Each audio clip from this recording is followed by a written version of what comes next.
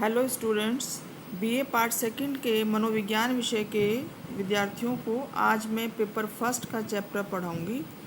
द्रव्य संबंधी विकृति, सब्सटेंस रिलेटेड डिसऑर्डर। द्रव्य संबंधित विकृति वो विकृतियाँ होती हैं जो विभिन्न प्रकार के ड्रग्स, रसायन या औषधि लेने से उत्पन्न हो जाती हैं। इस तरह की समस्याएं अधिक समय तक ड्रग्स जो लोग लेते हैं उससे ये समस्याएं हो जाती हैं जो व्यक्ति के सामाजिक और व्यावसायिक कार्यों में बाधा पहुंचाती हैं। इस तरह की जो विकृतियां हैं वो द्रव्य संबंधी विकृति कही जाती है।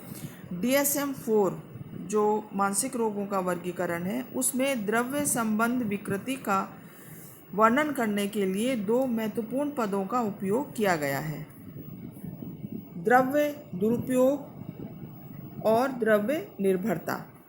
द्रव्य दुरुपयोग औषधि उपयोग का एक ऐसा पैटर्न है जो ज़्यादा गंभीर तो नहीं होता, परंतु इससे अपने घर तथा कार्यस्थल पर जो कार्य होते हैं उनको व्यक्ति ठीक ढंग से कर नहीं पाता है, उसमें बाधा पहुंचती है और व्यक्ति खतरनाक परिस्थिति जैसे कार चलाना, हवाई जहाज चलाना आदि में भी इन औषधियों के प्रयोग करने से जब बाज नहीं आता है या नहीं मानता है तो उसे दिक्कतें ज़्यादा आती हैं।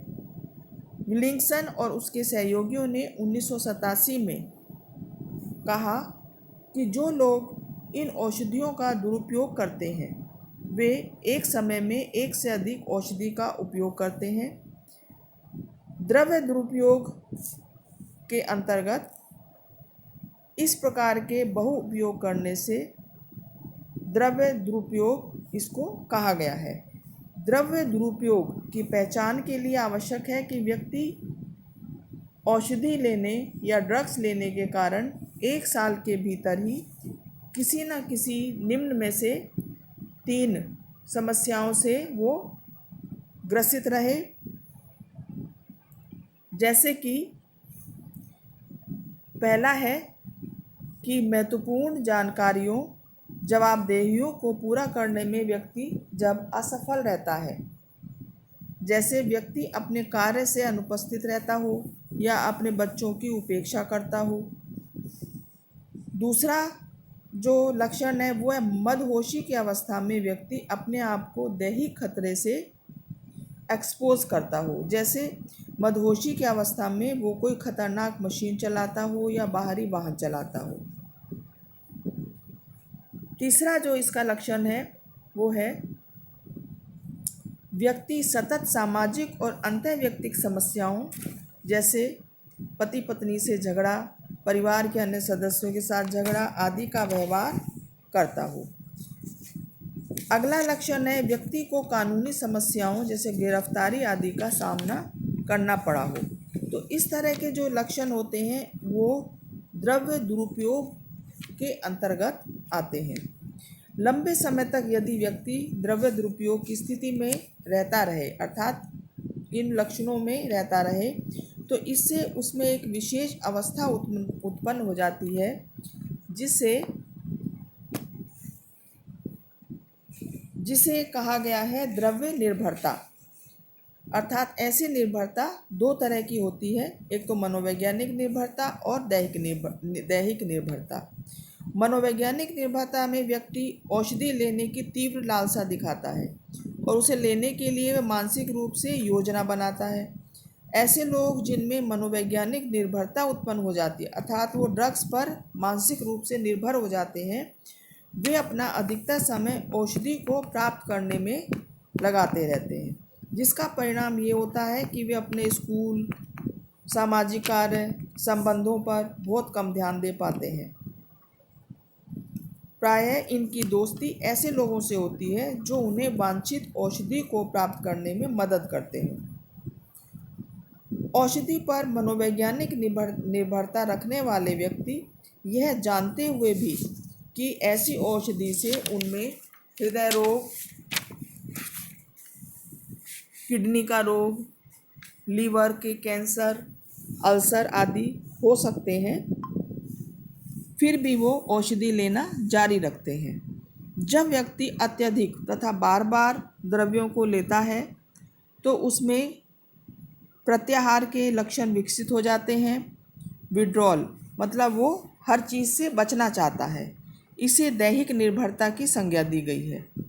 उसी अवस्था को व्यसन भी कहा जाता है। एडिक्शन, किसी चीज़ की आदत पड़ जाना, दैहिक रूप से निर्भर हो जाना, एक वो शरीर की आवश्यकता बन जाती है। औषधि या द्रव्य, अल्कोहल आदि। और इस प्रकार की द्रव्य निर्भरता एक गंभीर पैटर्न बन जाता है जो औषधि को खाने से उत्पन्न होता है। इससे व्यक्ति में प्रत्याहार, विड्रॉल के सिम्टम्स उत्पन्न हो जाते हैं। द्रव्य निर्भरता को पहले व्यसन कहा जाता था, परंतु अब व्यसन पद का उपयोग नहीं किया जाता। अब प्रश्न उठता है कि दोनों पद अर्थात सहनशीलता और प्रत्याहार का क्या अर्थ होता है।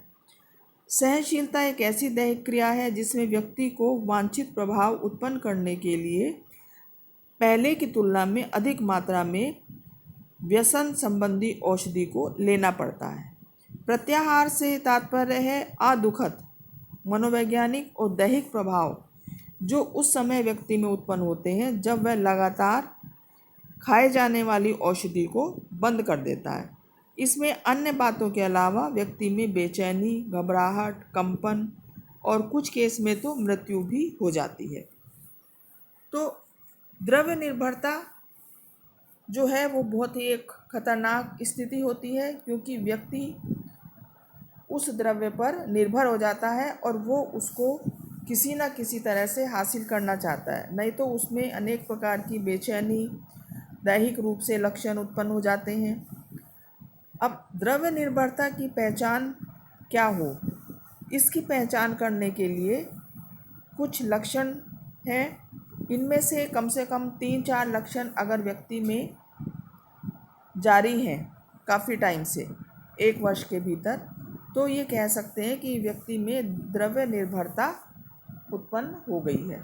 जैसे पहला जो लक्षण है वह व्यक्ति में अवांछित प्रभाव उत्पन्न हो जाते हैं और सहनशीलता विकसित हो जाती है। पहले से अधिक मात्रा में वो द्रव्य लेना शुरू कर देता है, और अगर व्यक्ति पहले की मात्रा में ही औषधि सेवन करता रहे तो उसका प्रभाव पहले की तुलना में कम होता है।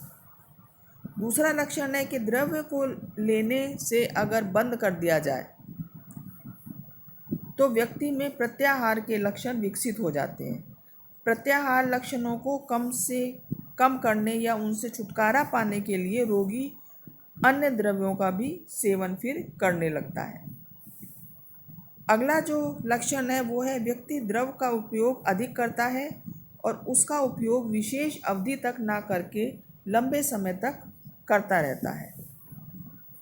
नेक्स्ट है व्यक्ति यह स्वीकार करता है कि अधिक मात्रा में द्रव्य का सेवन करता है तथा रोकने का भी प्रयास करता है, परंतु वो सफल नहीं होता, उसको अपने ऊपर नियंत्रण नहीं रहता है। अगला जो लक्षण है द्रव्य निर्भरता का वो है व्यक्ति का अधिकांश समय द्रव को हासिल करने में ही बीत जाता है और उसके प्रभाव से मुक्ति पाने में बीत जाता है। अगला लक्षण है व्यक्ति उस परिस्थिति में भी औषधि का सेवन जारी रखता है जब उसके सेवन से उसको अनेक प्रकार की दैहिक और मनोवैज्ञानिक समस्याएं उत्पन्न हो जाती हैं। नेक्स्ट है कि द्रव्य के उपयोग से बहुत सारी क्रियाएं जैसे मनोरंजन करना, समाज में उठना बैठना आदि कार्यों को करने में उसमें कमी आ जाती है। तो इस तरह से इन लक्षणों में से अगर किसी व्यक्ति में 3 या 4 लक्षण 1 वर्ष से चल रहे हों तो हम ये कह सकते हैं कि वो द्रव्य निर्भरता से पीड़ित है। सब्सटेंस रिलेटेड जो डिसऑर्डर्स हैं ये मैंने आपको उसके बारे में बताया कि द्रव्य कोई भी हो सकता है, निकोटीन, अल्कोहल आगे अगले वीडियो में मैं आपको बताऊंगी कि द्रव्य संबंध विकृति के कौन कौन से प्रकार हैं और द्रव्य संबंध विकृति में कौन कौन से आपके कोर्स में जो है वो मैं आपको कराऊंगी। तो आज मैंने केवल आपको ये बताया कि द्रव्य संबंध विकृति किसे कहते हैं और ये कितने प्रकार की होती है, द्रव्य निर्भरता किसे कहते हैं और द्रव्य दुरुपयोग किसे कहते हैं। तो स्टूडेंट्स, मैं समझती हूँ आपको ये टॉपिक समझ में आ गया होगा। नेक्स्ट टॉपिक में मैं आपको द्रव्य संबंध विकृति के जो प्रकार हैं उनके बारे में बताऊंगी। Thank you so much students.